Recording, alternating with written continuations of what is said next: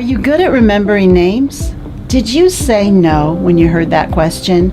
Most of us feel we're not good at remembering names, and in fact, we convince ourselves we aren't. We say things to ourselves like, I'm just not good at names, or I can't remember names.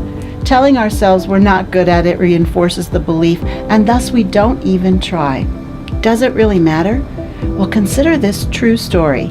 A woman was invited to meet a First Lady of the United States at an event with about 40 other people.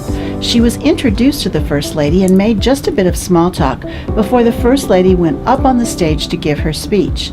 8 years later, the same First Lady, now a former First Lady, was scheduled for another event. The woman who had been introduced to her was invited to the gathering, again a group of about 40 people.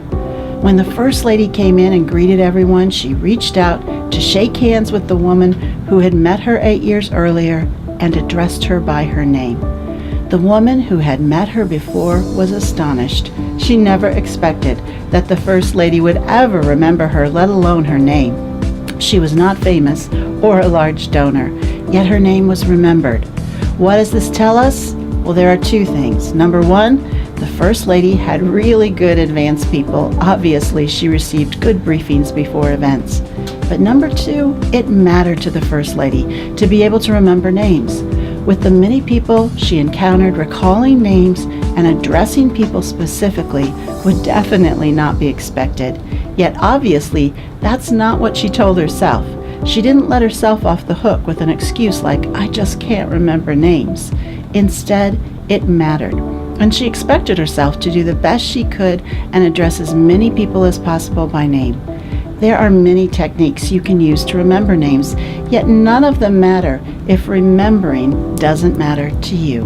What would happen if instead of saying to yourself, I can't remember names, you simply change that to, I'm great with names. They matter to me.